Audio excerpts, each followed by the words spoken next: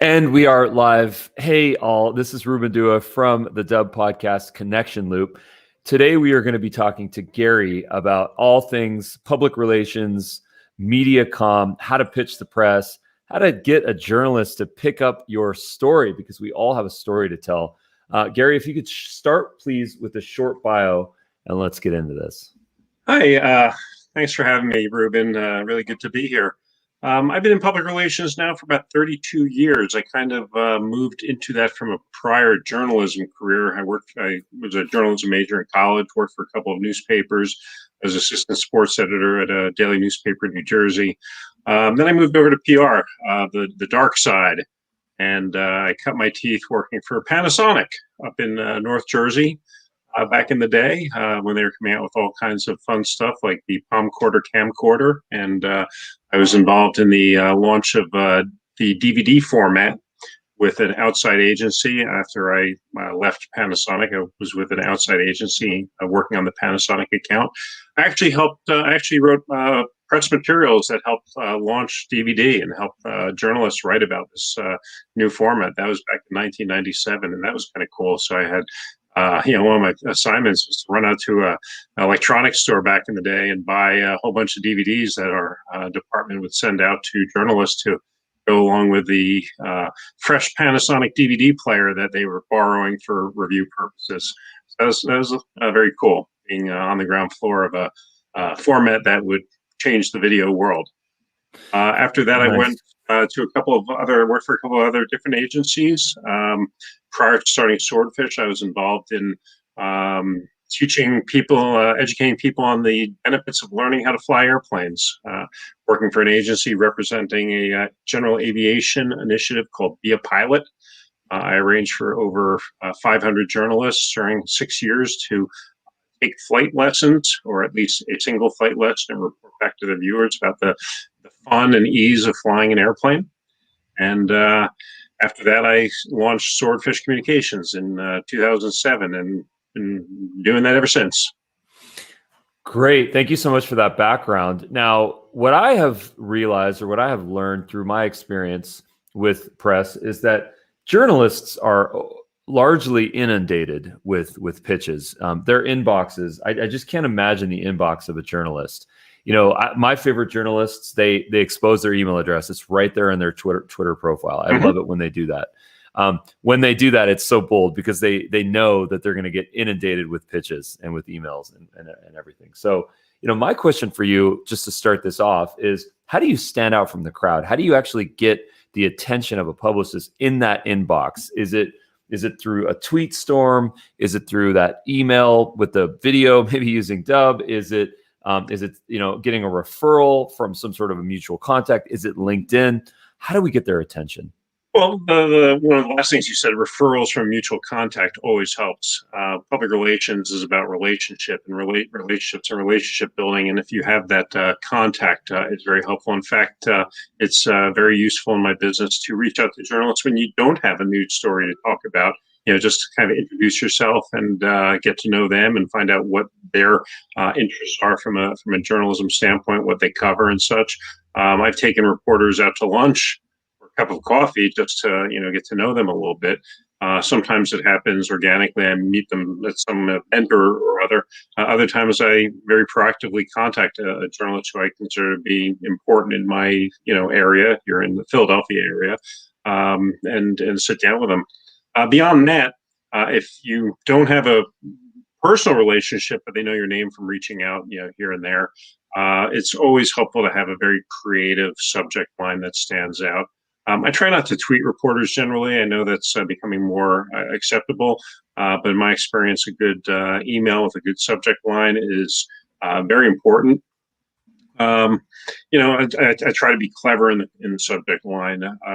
You talk about how reporters are inundated, and in addition to standing out, or in addition to having to comb through all their emails, they have a lot of work on their plate these days. Mm-hmm. A lot of newspapers especially have cut back on staff, and every reporter is a blogger, and a photojournalist and a multimedia journalist as well. So if you can lighten their load a little bit and give them information that's important to them, that's useful to them up front. And I always use a little trick. I try to come up with a not a headline, a kind of a story tagline or a through line, something that kind of will catch their attention and let them run with it. For example, back in the days with Panasonic, when we were promoting digital, well, DVD, since I already talked about that, I came up with an analogy that you could put all the works of the Beatles on a single disc. And several journalists use that analogy to talk about the storage capacity of DVD. I worked for one of my first clients when I started Swordfish was a wine accessories store in Philadelphia. They sold their slogan was everything but the grape. They didn't sell wine by law, but they sold every accessory wine related that you could possibly imagine. But they were an old city store, one of these narrow, kind of lengthy stores, packed to the gills with merchandise. I just termed them a wine accessory superstore. And when people think of superstore, they think of, Lowe's or Home Depot or, Walmart. That phrase caught on, and several reporters who wrote about this store in the local Philadelphia alternative weeklies such used the phrase, wine accessory superstore. So if I can give them something that can help them visualize the story or relay it to their readers, it's helpful. And the third and final thing for standing out is really public relations is about tenacity. You have to be very tenacious in terms of reaching reporters and following up with reporters, and in a nice way, getting in their face. Going back to them time and again with additional points of information that could help sell your story. So if you don't take rejection well, then you should go into another business. But if you're willing to stick with it and grab once you have a target in your sights and try to grab onto it with the tenaciousness of a bulldog, then you can have some success.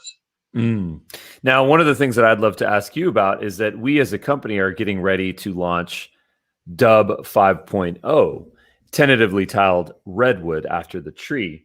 And this is going to be a really exciting announcement because as a leading video communication platform, we have a whole series of new features. We have an artificial intelligence speaking feedback engine. We have a calendar that we're going to be launching. We have the ability to add scripts and a teleprompter so that when people are creating videos, they can actually read a script, have that approved by a manager. We have an iMessage extension for iPhone, soon coming on Android. And a couple of other sort of just general optimizations. Our platform is innovative and it helps people. In fact, it helps 50,000 people, which is our user base number.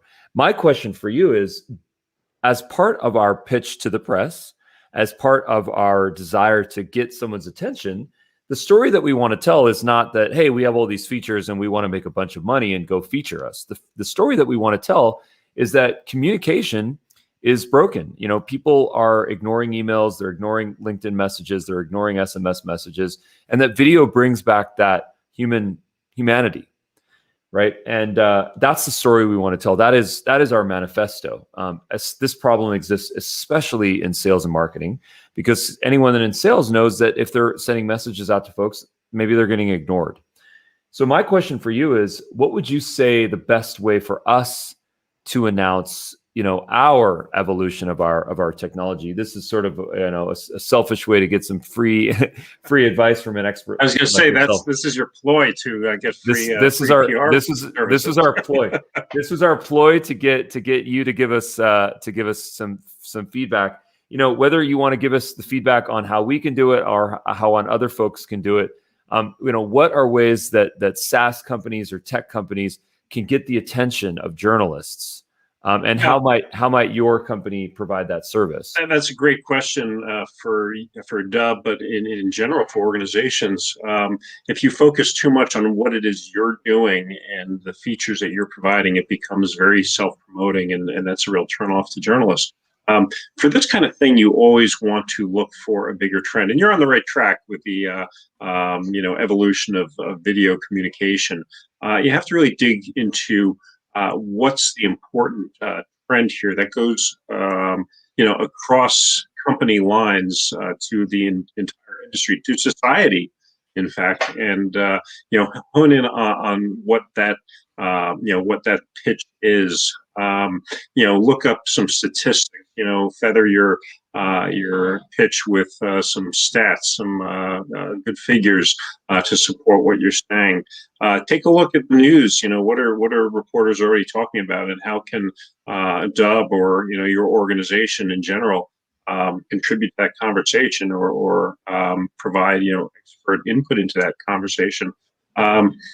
There's something called newsjacking. When you see something happening in the news, jumping on it right away and trying to get publicity out of it.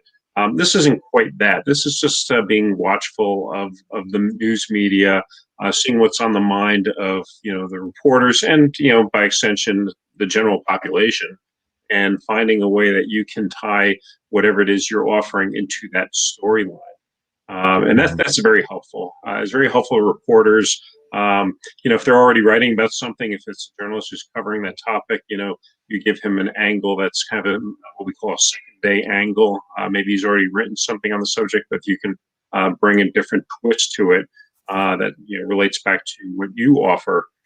That's a recipe for success. Mm-hmm. Now, I know that there's a lot of services that allow folks to self-announce or to self-release a press release, which is, there's so many of them now. Cision has their product, PR Newswire. There's Business Wire. There's PR Underground. There's every time I search, there's another one that's popped up. And I understand that they're all different in a different way. But what I'd like to understand is, what is the potential of self-releasing a press release versus using some sort of a publicist? What are the pros and cons? Obviously, the first pro of self-distributing is the cost savings, but some might argue you get what you pay for. So I respect that, but I'd love to get kind of a apples to oranges comparison from you. Mm-hmm, mm-hmm. It's I think when you're hiring a publicist or a public relations agency, you're paying for their knowledge of the media and their relationships with the media. They know who to go to in many cases, and they might have a personal relationship, so they can target your pitch to a specific individual that they've worked with before, who will take their calls or their emails and such. The thing about the self place releases, whether you're using a Cision service or PR Newswire, or there are actually a bunch of free ones online as well, some of which I use from time to time. I'd be very hard pressed to say that you're going to get the attention of an actual media outlet or an actual human being who's going to read that and respond and either use it as the basis for an article or contact you for more information. More likely, those services, if you're using them as a standalone, are really for SEO and to generate that search engine visibility.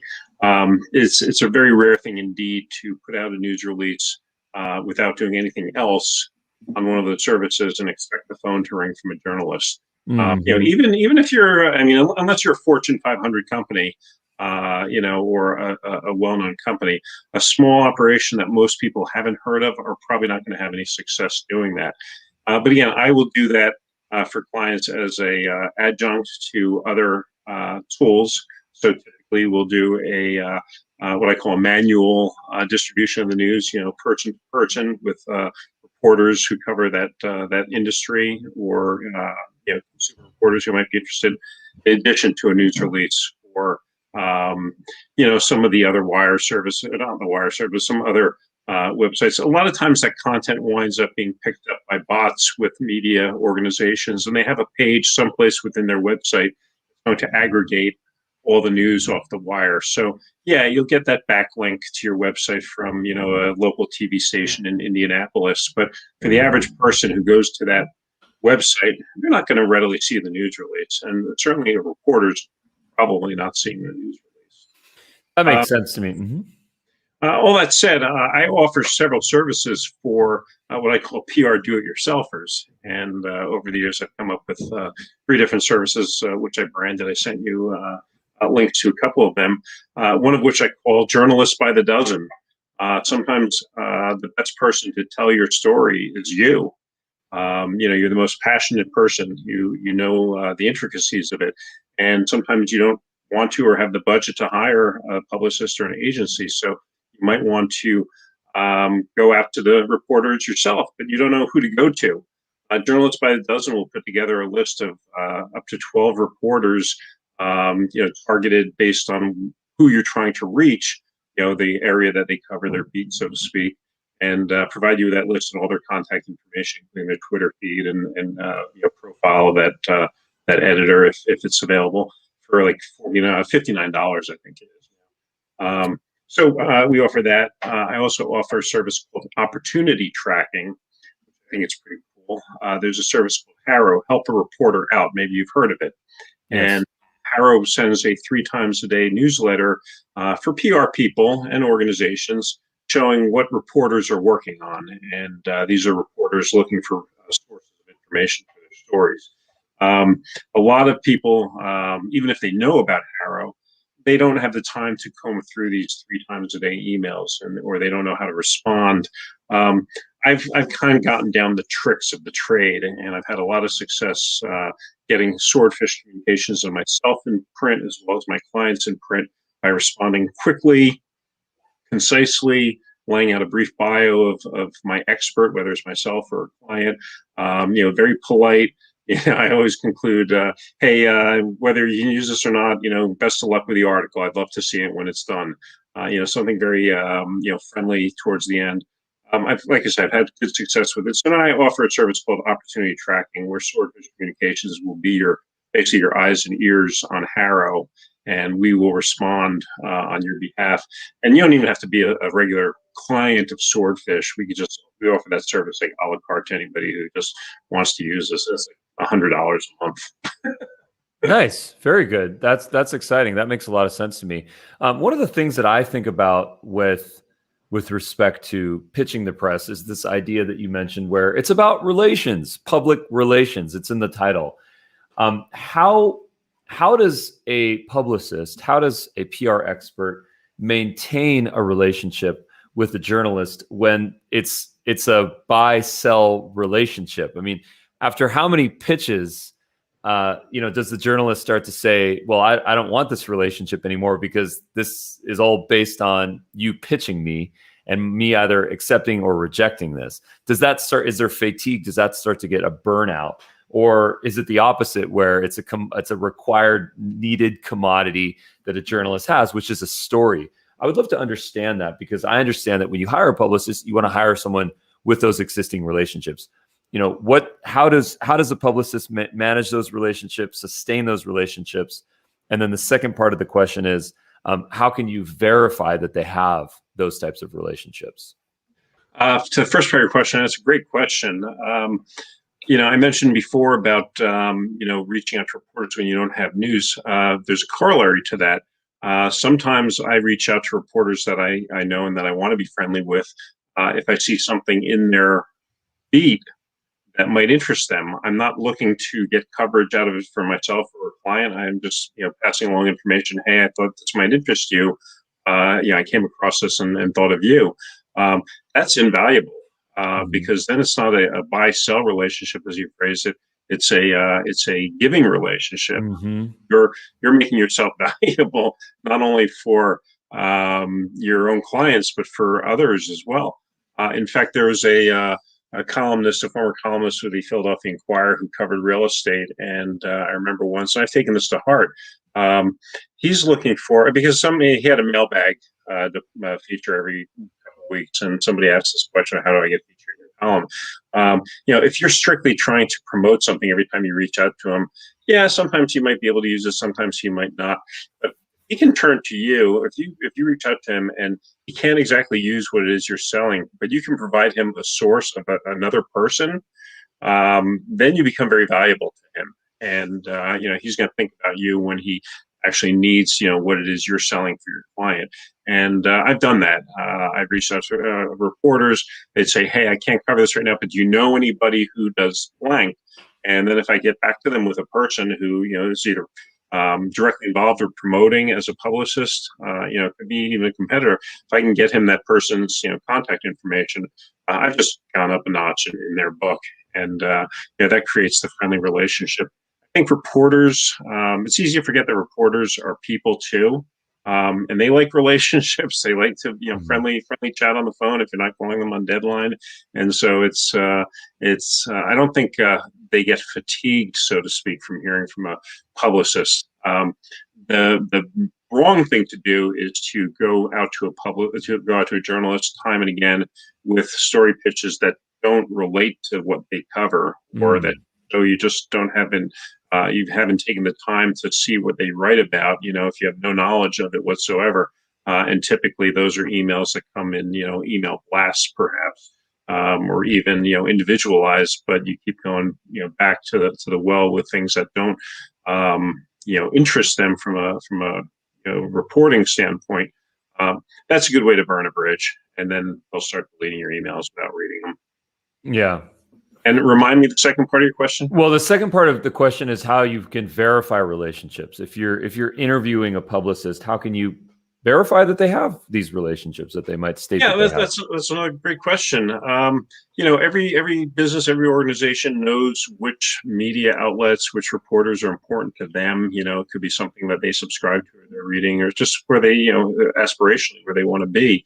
The simple question is, are you familiar with this writer? And you might say, yeah, you answer honestly. Either you're familiar with them, or you're not, or maybe you're familiar with them and you have a relationship with them, or maybe not so much. You don't want to lie to the client, because the only way to really verify it is when push comes to shove and they expect you to start getting placements for them, and you go out to the said reporter and you don't get any result at all. Then you feel a little bit, betrayed. But you just simply ask, who, maybe have a list of reporters who are important to your business or your industry, and say, do you know any of these guys? And you just have to take them for their word. I know the electronics editor for USA Today. Actually, I can't say that officially. He since downsized from the paper. But I know other reporters with USA Today who freelance for Washington Post and other papers, that some of whom I'm Facebook friends with. I don't really comment on Facebook posts, just like friends do sometimes. That has nothing to do with business, and that's a way for me to maintain that relationship. For Elliot, for one, he is the travel. He used to focus on travel issues. He was the travel troubleshooter. He might still be the travel troubleshooter. He's kind of expanded his reach to all kinds of consumer issues, and he's published in a whole bunch of newspapers across the country. Fantastic. So where can folks learn more about you, about Swordfish, social channels? The website is www.swordfish, COMM, as in communications.com. We're on Twitter. It's just Swordfish COM on Twitter. Facebook, just type in Swordfish Communications. We don't have Instagram, but LinkedIn is either myself or Swordfish Communications. We've got two LinkedIn pages. Always happy to hear from potential clients, of course. But unlike some agencies, I'm happy to be a sounding board. If you've got a problem or a campaign and you want to know whether it's worth getting out, or what the tax should be, happy to talk about it all the time. Well, thank you so much for your time. Really appreciate it. I will see you on LinkedIn. Stick around for some notes here after we end the broadcast. Thanks, Ruben. This was fun. I just would urge your viewers to check out swordfishcom.com and find out how Swordfish got its name. And teaser, it has nothing to do with fishing, and I'm not a fisherman. Okay, fair enough.